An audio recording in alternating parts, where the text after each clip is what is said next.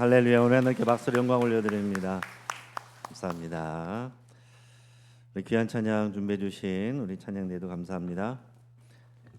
오늘 우리가 읽은 본문을 통해서 자녀에게 무엇을 물려줄 것인가 라는 제목으로 말씀을 같이 나누겠습니다. 오늘은 어버이 주일입니다. 하나님께서 또 부부가 되게 하시고 또 자녀를 주십니다. 자녀들은 하나님이 주시는 선물이에요. 짐이 아니라 선물입니다. 그래서 우리는 늘 고민하죠. 우리 자녀에게 무엇을 물려줄까? 뭘 더 잘해줄까? 이 험한 세상에서 우리가 없을 때 우리 자녀들이 어떻게 잘 살아갈 수 있도록 그렇게 무엇을 줄 수 있을까? 그런 생각들을 합니다. 오늘 성경에 나오는 야곱이라는 아버지도 마찬가지였어요. 야곱에게는 12아들이 있었는데 그러나 모든 아들을 다 똑같이 사랑하는 건 아니었습니다. 그 중에서 특별히 11번째 요셉을 특별히 사랑했습니다. 그래서 요셉에게만 채색 옷을 입혔다라고 그랬습니다. 그 당시에 채색 옷은요, 노동하지 않는 상류층이 오신 거고 또 아버지가 자녀에게 주는 특별한 신분을 의미합니다. 다른 형들은 떼약볕에서 거친 옷을 입고 그렇게 일을 하는데 요셉은 채색 옷을 입고 또 집에서 편안하게 이렇게 지내는 거예요. 이 채색 옷을 오늘날로 치면 뭐겠어요? 우리 자녀를 위해서 우리가 주는 부러울 만한 모든 것들, 학벌, 또 경제적 지원, 또 탄탄한 스펙, 이런 인생의 채색 옷들을 우리 자녀들에게 다 입히기를 원합니다. 또 우리 부모님이 우리를 그렇게 입혀주기를 원했어요. 그러나 우리가 잘 아는 것처럼 이 채색 옷은 요셉을 지켜주지 못했습니다. 형들의 시기로 인해서 그 채색은 찢겨졌습니다. 짐승의 피가 묻혀진 채 아버지에게 돌아왔어요. 요셉은 이 채색 옷이 벗겨진 채로 구덩이에 던져졌고 또 애굽의 종으로 팔려갔습니다. 부모가 입혀준 이 채색 옷, 부모가 해준 이 모든 환경은요, 자녀들을 정말로 다 지켜줄 수가 없다라는 것을 성경이 우리에게 보여주고 말씀하고 있는 거예요. 오늘 본문 창세기 39장은 바로 이 채색 옷이 벗겨진 채로 애굽에서 이방 땅에서 종으로 살아가고 있는 이 요셉의 그 시점에서 시작되는 겁니다. 자, 그런데 놀라운 것은요, 요셉에 대한 성경의 평가예요. 채색 옷이 없습니다. 주인이 아니라 종이 됐습니다. 그런데 성경은 요셉을 형통한 자라고 말하고 있어요. 형통한 자. 여러분, 우리는 채색 옷을 왜 입힙니까? 왜 잘해줍니까? 우리 자녀가 형통하기를 바라고 성공하기를 바라고 그러면 우리 행복할 거라고 생각하기 때문에 그런 거죠. 그런데 오늘 그런 것들을 다 잃어버렸는데 요셉을 성경은 형통한 자라고 말씀하고 있다고요. 세상이 말하는 성공 방정식과 성경이 말하는 것은 정면으로 충돌합니다. 오늘 우리의 자녀들에게 단지 채색 옷이 아니라 성경이 주는 영적인 유산을 물려줄 수 있기를 축복합니다. 그러기 위해서는 여러분 세 가지를 질문하고 거기에 대한 대답을 가져야 돼요. 그것은 여러분의 삶에 대해서도 마찬가지입니다. 첫째는 진짜 형통이 무엇인가 하는 질문이에요. 이것에 대한 여러분이 성경적인 대답을 가져야 여러분이 신앙의 부모로서 역할을 할 수 있는 겁니다. 오늘 본문의 1절 2절 같이 읽어봅니다. 요셉이 이끌려 애굽에 내려가매 바로의 신하 친위대장 애굽 사람 보디발이 그를 그리로 데려간 이스마엘 사람의 손에서 요셉을 산이라. 여호와께서 요셉과 함께 하심으로 그가 형통한 자가 되어 그의 주인 애굽 사람의 집에 있으니. 아멘. 자, 세상이 말하는 형통은 뭐예요? 그 기준은 뭡니까? 좋은 환경이에요. 여러 가지가 있겠지만은 좋은 환경을 세상은 형통이라고 말한다고요. 우리가 사는 세상은 성공과 형통을 환경에서 온다라고 말합니다. 그래서 우리는 어떻게든 우리가 좋은 환경을 갖추고 또 자녀들에게 좋은 환경을 물려주고 싶어 합니다. 좋은 대학, 또 좋은 기업, 또 강남의 아파트, 자산이 늘어나는 거, 이런 것들을 우리가 형통이라고 말한단 말이에요. 그리고 이런 삶을 자녀들에게 물려주고 싶어 합니다. 그래서 우리가 자녀들이 어릴 때는 이 더 좋은 환경을 마련해 주기 위해서 더 열심히 공부시키고 학원에도 보냅니다. 조금만 더 좋은 학원에 보내면 지금도 공부를 더 열심히 시키면, 더 재산을 더 많이 물려주면 우리 아이가 형통하겠지. 그러면 행복하겠지. 물론 틀린 말은 아니죠. 우리가 환경이 좋아진다는 것, 우리가 잘 살게 된다는 것이고, 그러면 우리가 또 많은 성공의 기준들을 채워가게 되는 것이고, 행복의 기준들을 마련하게 됩니다. 우리가 전후 1953년 대한민국은 1인당 국민소득 67달러였습니다. 세계 최빈국 중에 하나였어요. 그래서 우리가 잘 살아보자고 새마을운동을 했을 때 새마을운동 노래가 열심히 또 부르고 나왔는데, 그 중에서 저는 2절이 굉장히 기억에 남아요. 2절 가사가 뭔지 아십니까? 초가집도 없애고 마을길도 넓히고 푸른 동산 만들어 알뜰살뜰 다듬새 살기 좋은 내 마을 우리 힘으로 만드세. 제가 어릴 때 이 노래를 들으면서 새마을운동은 초가집도 없애고 마을길도 넓히고 우리 환경 개선하는 게 새마을운동이구나, 그렇게 하면 우리가 잘 사는 거구나, 그런 생각을 자연스럽게 가졌던 거죠. 이 노래를 부르면서 우리 부모 세대들이, 여러분들이, 또 우리의 그 이상의 이전의 세대들이 열심히 땀을 흘려서 일해서 지금은 한강이 기적을 이루고 대한민국은 선진국 소리를 듣고 있지 않습니까? 환경이 너무나도 좋아졌어요. 그 전쟁에 참여했던 분들이 이제 나이 들어서 한국에 오면 깜짝 놀랍니다. 상상이 안 되는 거예요. 환경이 너무나도 달라졌어요. 그러면 지금 젊은 세대들, 우리 자녀들이 행복하다고 외치고 있습니까? 오히려 이 젊은 세대들이요, 비참하다고 말해요. 우울증과 공황장애가 일상처럼 들려옵니다. 열등감에 시달리는 자녀들이 많습니다. 공부는 열심히 하는데 공부하는 아이들에게 꿈이 뭐냐 그러면 꿈이 없대요. 하고 싶은 것도 없고 되고 싶은 것도 없대요. 그냥 엄마 아빠가 열심히 하라니까 그냥 왜 하는지도 모르고 그냥 학교에 나가 있는 애들이 너무나도 많다는 거예요. 2020년대 들어서 한국의 10대에서 20대 이 젊은이들, 청소년 청년층의 사망 원인 1위는 압도적으로 자살입니다. 환경을 좋게 만들어줬는데 그게 부모의 역할을 다 하는 게 아니라고요. 채색 옷을 입혀줬는데 그게 다가 아니라고요. 여러분 보세요. 성경의 가치관은 다른 것을 말합니다. 하나님이 함께 하시면 종으로 살아도 형통이다. 감옥으로 살아도 형통이다. 이걸 가르쳐 주는 것입니다. 지금 요셉의 상황이 그런 거예요. 다시 말하면 환경이 아니라 하나님의 임재가, 하나님과 동행하는 것이 형통이다, 이렇게 가르쳐 주는 것입니다. 요셉은 종입니다. 환경이 나빠져요. 무너졌습니다.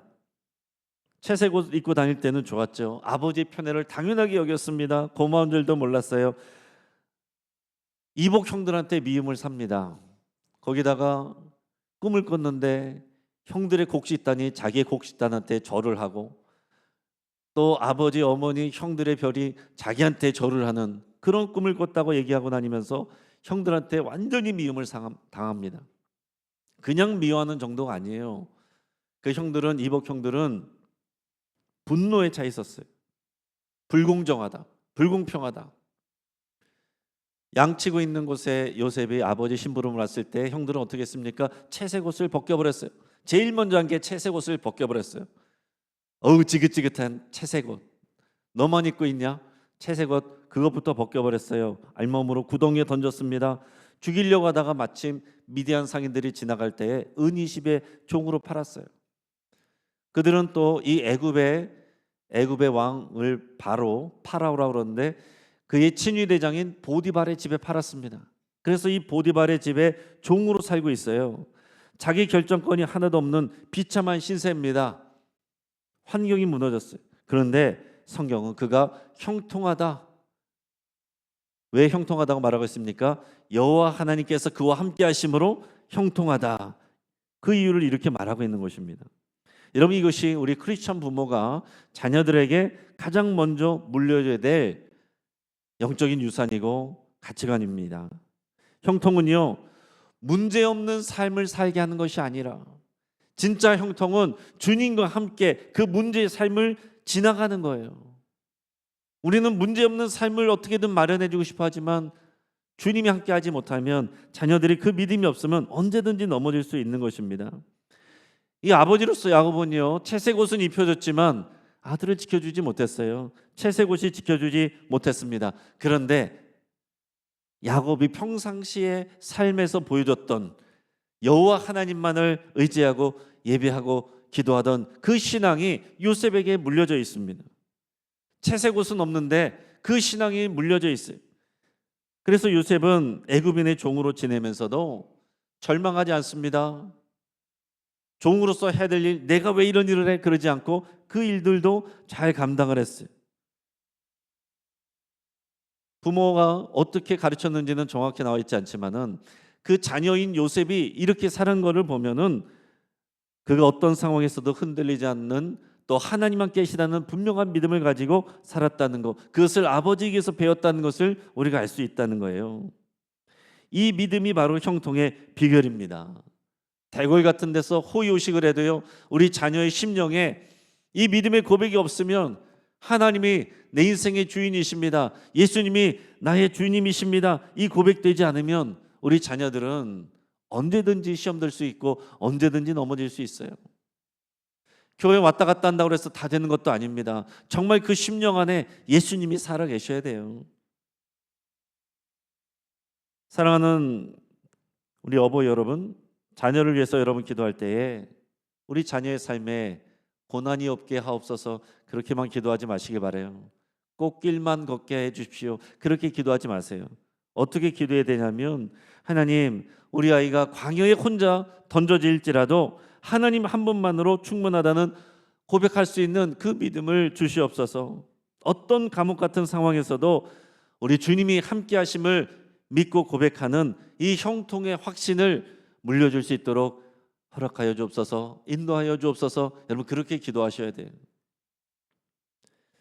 자, 영적인 유산을 물려주기 위한 두 번째 질문이 있는데, 하나는 왜 성실해야 하는가 하는 대답이에요.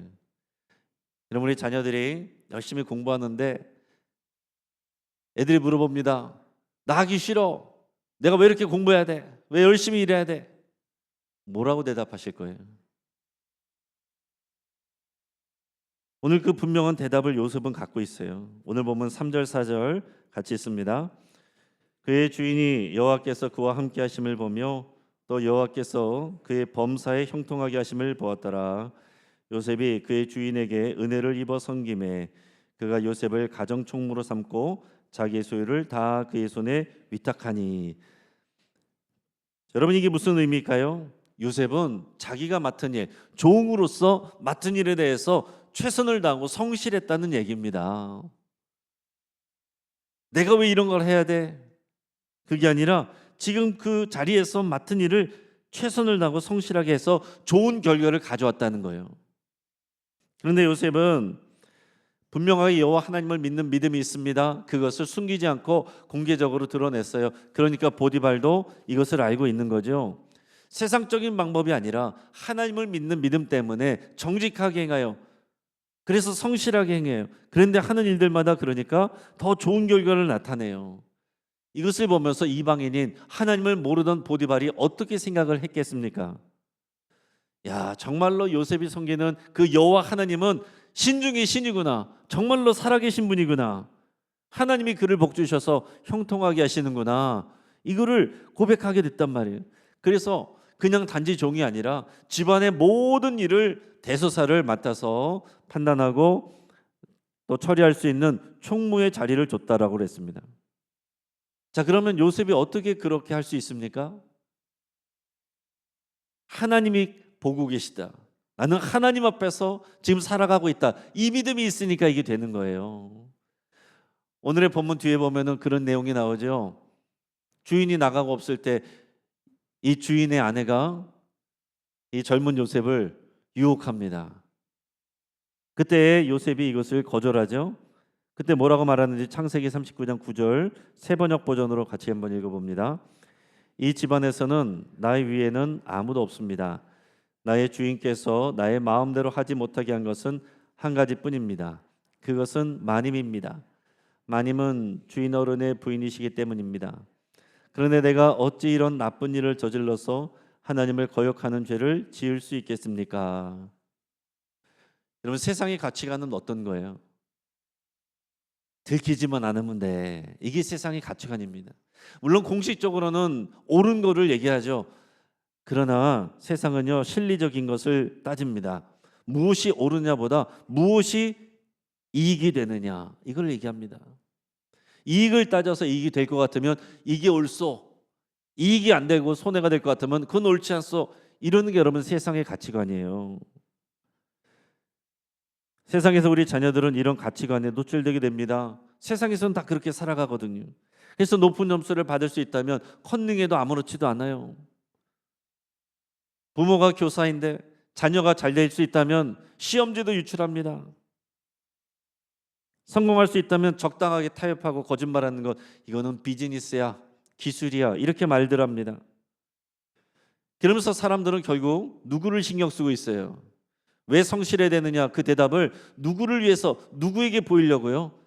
세상 사람들, 세상의 평판, 인정이 성실의 목적이 되는 거예요. 사람들이 보면, 힘 있는 사람이 보면 열심히 하고 아니면 안 해도 되는 거예요. 대충 해도 되는 것입니다. 이게 세상의 가치관이에요. 그러니까 우리 자녀들이 이런 가치관을 가지고 살아가면 사람들이 보지 않는 곳에서 무너질 수 있는 거예요. 그러나 성경의 가치관은 뭐예요? 하나님이 보고 계신다. 나는 하나님 앞에서 지금 하고 있다. 이 코람데오 신앙입니다. 코람데오는 하나님 앞에서라는 뜻의 라틴어예요. 한번 따라해 보겠습니다. 코람데오. 요셉은 이 코람데오의 신앙으로 살았던 거예요.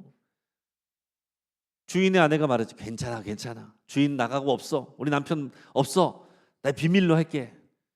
주인이 안 봐도 그럴 수가 없어요. 살아계신 하나님이 나를 보고 계신데, 나는 지금 하나님 앞에서 살아갔는데 절대로 그럴 수 없습니다. 이게 코람데오 신앙이에요.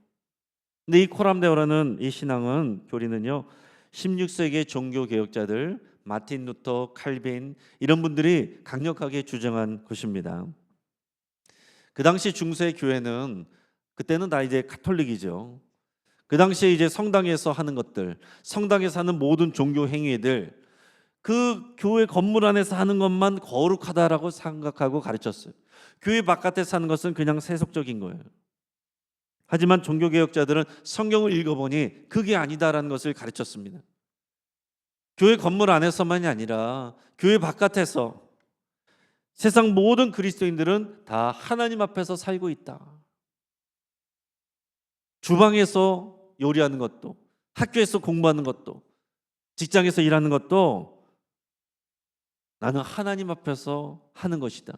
하나님이 보고 계시다.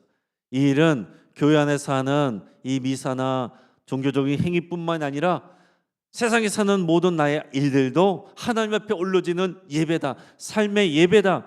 이 고백을 하는 것을 가르쳤다는 얘기예요. 이게 너무나도 중요한 것입니다. 그렇기 때문에 학생이 공부하는 것 하나님 앞에 올려지는 예배예요. 장사꾼이 장사하는 것 하나님 앞에 예배하는 것입니다. 회사원이 회사에서 일하는 것, 그것도 하나님 앞에서 드려지는 예배가 되는 거예요. 이 믿음의 고백이 코람데오이고 이 믿음이 올바른 신앙관입니다. 이것을 우리 자녀들에게 가르쳐줘야 돼요. 보디발이 요셉 보고 하나님이 함께 하셨다, 이걸 내가 보았다라는 말은 요셉이 평상시에도 보이지 않는 하나님을 나를 지금 보고 계신다는 믿음으로 살아갔다는 것을 의미합니다. 내 주인한테 잘 보여서 보너스 챙기겠다가 아니라 보이지 않는 하나님이 나를 보고 계신다. 하나님께 영광을 돌린다. 내가 하는 일은 하나님께 영광 돌리는 예배다. 성스러운 일이다. 이 고백으로 살아가는 것입니다. 자녀들에게서, 그러니까 여러분, 자녀들한테 이게 다 나 좋자고 하는 일이냐? 다 너 잘 되라고 하는 소리지. 그렇게만 가르쳐서는 안 된다는 얘기예요. 나는 안 해도 되는데, 난 좋은데, 그럼 할 말이 없는 거죠. 대신 이렇게 말씀하셔야 됩니다. 자녀들에게 네가 공부하는 이유, 네가 일해야 되는 이유는 다 하나님의 영광을 위해서다. 네가 하는 건 하나님 앞에서 하는, 그게 너의 임무이고 너의 예배인 거야. 그 모든 과정을 하나님이 보고 계신다. 여러분 이렇게 가르치셔야 됩니다. 그런데 그러기 위해서는 어떻게 해야 돼요? 부모가 그렇게 살아야죠. 이렇게 말했는데 그런 엄마는, 그런 아빠는 그렇게 되면은 할 말이 없는 거예요. 우리가 삶으로 보여주면서 이 신앙을 가르칠 때 이 진짜 중요한 영적인 유산을 물려주게 되는 것입니다. 자, 그리고 세 번째는 이 질문을 던져야 돼요. 축복의 방향이 어딘가? 우리가 다 복 받기를 원하는데 복복복 얘기하는데 그 복의 방향이 어디냐라는 거죠. 오늘 본문 5절 말씀 같이 읽겠습니다. 여호와께서 요셉을 위하여 그 애굽 사람의 집에 복을 내리신지라. 아멘. 이 말씀이 너무 중요한 얘기예요. 자, 요셉 때문에 이방인인 이 보디발의 집이 복을 받았다는 거예요. 하나님이 복을 주셨다는 거예요. 하나님이 요셉 때문에 이 보디발의 집에 복을 주셨다고요. 이게 하나님의 마음이고 하나님의 비전입니다. 예수 믿는 사람들만 복 받는 게 아니고요. 예수 믿는 사람들 때문에 예수 믿지 않는 사람들이 같이 복 받게 하시는 것이 하나님의 마음이고 하나님의 계획이에요. 하나님은 그래서 우리가 복을 많이 받기를 원하시는 것뿐만이 아니라 복의 통로가 되기를 원하십니다. 그래서 아브라함을 부르실 때도 말씀하신 거예요. 너는 복이 될지라. 복의 통로가 된다는 거예요. 그러나 세상은 어떻게 말합니까? 각자 도생을 말하죠. 네가 성공하고 네 곳간을 먼저 채워야지. 남들 돕는 거 언제든지 여유가 있을 때 나중에 할 수도 있어요. 성공의 방향이 어디로 향하고 있습니까? 자기 자신을 향하고 있는 거예요. 하지만 성경의 가치관은 그 복의 방향이 세상으로 향해 있는 것입니다. 남들을 향해 있는 거예요. 그러니까 우리 옆에 있는 사람들이 중요하고 교회 밖에 있는 사람들이 우리에게 중요한 거예요. 나는 하나님만 섬기면 돼. 성경의 진리를 몰라서 그러는 거예요. 옆에 있는 사람이 중요하다는 거예요. 우리가 담장을 넘는 선교적 교회 왜 그냥 이것을 말합니까? 담장 밖에 있는 사람들 위에 상관없는 사람들이 아니에요. 우리 때문에 복을 받아야 될 사람들입니다. 할렐루야. 이것이 바로 아브라함부터 이어준 하나님이 주신 언약의 원리입니다. 너는 복이 될지라. 축복의 통로다. 그러니까 여러분, 하나님께서 우리 자녀를 축복하시는 이유는 우리 자녀가 복받고 잘 되기만을 위해서가 아니라 우리 자녀들이 축복의 통로가 돼서 우리 자녀들이 가는 곳마다 거기 있는 사람들이 같이 복을 받기를 원하시는 거예요. 자녀가 있는 학교가 복을 받고 믿는 자녀가 들어가기 때문에 그 회사가 잘 되고 믿는 자녀가 가기 때문에 그 공동체가 잘 되는 그게 하나님 나라의 원리입니다. 그렇기 때문에 여러분 자녀를 위해서 이렇게 축복하며 기도해 주셔야 돼요. 아들아, 딸아, 네가 가는 곳마다 너 때문에 사람들이 웃게 되고 너 때문에 절망하던 이들이 희망을 얻는 네가 축복의 통로가 되기를 내가 기도하고 축복한다. 그렇게 여러분 축복하시고 기도하시길 축복합니다. 다른 애들은 신경 쓰지 마. 지금 네가 중요하지. 왜 오지랖이야? 그러면 안 된다는 얘기죠. 자, 세 번째 질문까지 나눴습니다. 이제 말씀을 정리해 봅니다. 세상의 유산과 믿음의 유산은 어떻게 다르다고요? 세상에서는 환경을 통제하고 갖추는 것이 형통이다 말했지만은 하나님의 임재를 확신하는 것이 형통이다라고 성경은 말합니다. 세상은 사람들의 평판이 중요하다고 말하지만 성경은 하나님 앞에서의 정직, 하나님이 보고 계시다는 것을 강조합니다. 세상은 나만 성공하면 된다, 내가 중요하다고 말하지만 믿음의 유산으로서의 성경은 세상을 향한 축복의 통로가 되는 것을 강조하고 있습니다. 여러분, 한국 근대화의 영적 토대를 닦은 분이 가나안 농군학교 김용기 장로님인데 이분의 모토 같은 내용이 뭡니까? 일하지 않으면 먹지도 말라. 일하지 않으면 먹지도 말라. 여러분, 젊은 세대들은 빨리 돈 벌어서 일하지 않고 여생을 편하게 사는 것을 목적으로 삼잖아요. 그 파이어족이라고 하잖아요. 일하지 않으면 먹지도 말라. 일 자체가 여러분 우리에게 귀한 소명인 거예요. 그는 이 가나안 농군학교에서 또 농사 짓는 것도 가르치고 같이 일을 했습니다. 한때 이제 사과 농사를 졌는데요. 이제 수확을 했어요. 그럼 보통 세상에서는 이제 포장을 하잖아요. 내다 팔기 위해서 포장을 하면 어떻게 합니까? 두 줄로 위에서 싼다 그러면은 보이지 않는 아랫줄에는 허름한 거, 상한 거 이런 것들을 깔고 위에 보이는 데는 보기 좋은 것들을 깔아 놓습니다.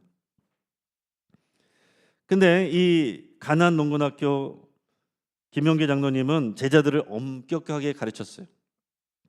사과 하나를 담을 때도 하나님 앞에서 담아라. 상자 밑바닥에 썩은 사과 하나를 넣는 것은 하나님을 속이는 것이다. 네 영혼에 썩은 열매를 맺는 것이다. 이렇게 강력하게 가르쳤습니다. 그러니까 코람데오라는 것은요, 거창한 구호가 아니에요. 어려운 교리가 아닙니다.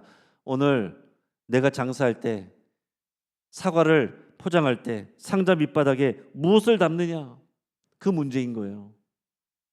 요셉이 보디발의 집 재반 사무를 총무로 맡았을 때 그는 상자 밑바닥까지 정직하게 관리를 한 겁니다. 그를 믿지 않는 사람들이 보고 살아계신 하나님을 찬양하게 되는 거예요. 우리 자녀가 이런 믿음을 어디서 배우겠습니까? 우리 자녀가 교회는 잠깐 왔다 갑니다. 일주일에 한 번 잠깐 왔다 갔다 해요. 더 많은 시간 여러분 가정에서 부모님들과 함께 있습니다. 부모님의 삶으로 가르쳐야죠. 말로 가르치는 것이 아니라 여러분 이 영적 유산을 여러분들이 누리고 그를 여러분들의 자녀들한테 전수할 수 있어야 우리 자녀가 채소국뿐만이 아니라 예수 그리스도라는 옷을 여러분이 입혀주시고 예수님과 동행하는 그 믿음을 유산으로 물려주셔야 하나님이 우리들의 자녀들을 다음 세대들을 책임져 주시는 겁니다. 우리가 물려줄 수 있는 가장 큰 유산은 채색 옷이 아니에요. 예수 그리스도라는 의의 옷입니다. 내가 없어도 하나님이 우리 아이와 함께 하신다는 우리에게 확신이 있고 또 그 믿음을 자녀에게 전수할 수 있다면 우리는 세상에서 가장 성공한 부모가 되는 것입니다. 이번 한 주간 우리 자녀들과 다음 세대들을 축복하면서 여러분 이렇게 선포하시길 바랍니다. 우리 같이 한번 읽어볼까요? 내 아들아 내 딸아 나는 너에게 채색 옷을 영원히 입혀줄 수는 없단다. 하지만 기억해라 여호와께서 너와 함께 하신단다. 그분만이 너의 영원한 형통이며 너의 진정한 유산이란다. 애굽의 바로에게도 잘해야 하지만 진짜 주인은 예수 그리스도이심을 늘 고백해야 한다. 아멘. 여러분 이 믿음의 고백이 여러분과 여러분의 가정에서 여러분들의 자녀에게 그대로 이어지기를 주의 이름으로 축복합니다. 같이 한번 기도하겠습니다.